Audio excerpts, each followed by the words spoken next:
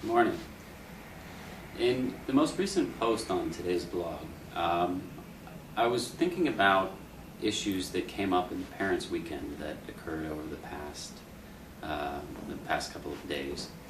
And I had a really exciting time engaging with parents about a lot of issues, but the biggest issue that continually came up was the questions of the economy, career services, how we actually think about the conundrum our students face at entering one of the harshest labor markets that has ever occurred, at least in their lifetimes, and probably since the Great Depression.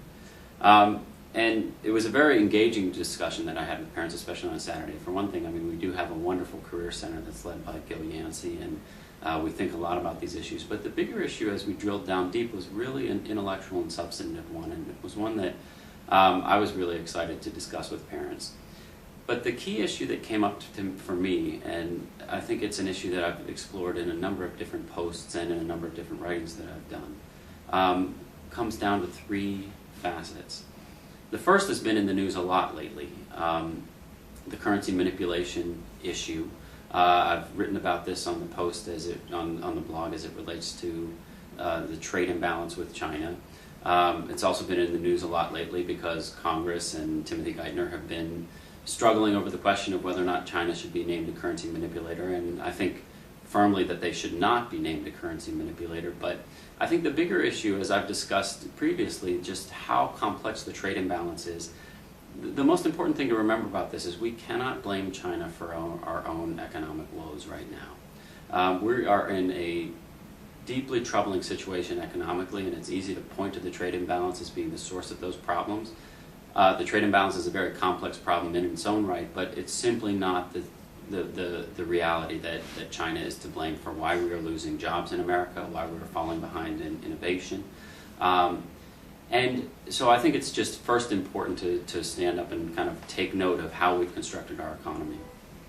The second thing that's really important about this, though, is that I think that the construction of our economy follows a centuries-long institutional history that we often forget. So we think that the loss of American jobs is a recent phenomenon, and we think that the loss of American jobs to globalization maybe dates back to the 1980s and is a problem of corporate power, and maybe Washington's alliance with the corporate sector, maybe it's NAFTA, now it's China.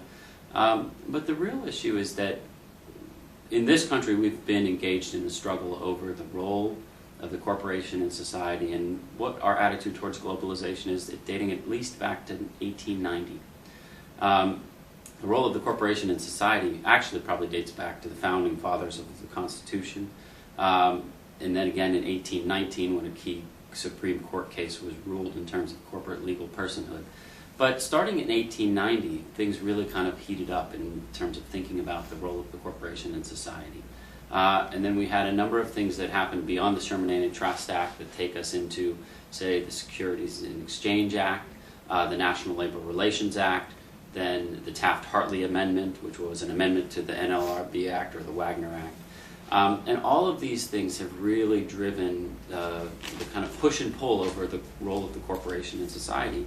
And I think it's important to actually really think through how deeply these questions are really embedded in our own institutional history. So you can't point to China, you can't point to NAFTA. You have to really think about what we've actually done institutionally over the course of the last 50 and maybe 100 years to really build to this system. We are firmly in the area of globalization, and that's not going to change anytime soon. And so I just think it's important to really, for all of us to really know our history and really think deeply about it. And the final piece of the puzzle that I would really add here, again, and this is about us taking personal responsibility, is that our political systems and the ways in which we vote have implications for all of these issues.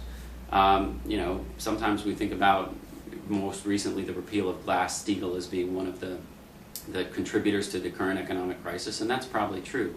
But we also had a similar law act that was a deregulatory act for securities and loans operations that was passed in 1982 that led to the S&L crisis of 1987-88. And then right on the heels of that, we started arguing more for more deregulation of the banking system. And we live in an era right now in which I think we we run the risk of Washington becoming a more and more dysfunctional place, and people having less and less culpability for the decisions they make in the voting booth that have implications for that. And so I think that all of these things come together to really create a complex story about where we are in the era of globalization, and so depicting that to parents in a 5-minute answer was a difficult thing, but I thought it really raised some of the key ideas about how a business school can really help in thinking through both the practicality of how students get jobs, but also the deeper intellectual issues of how we've created this system.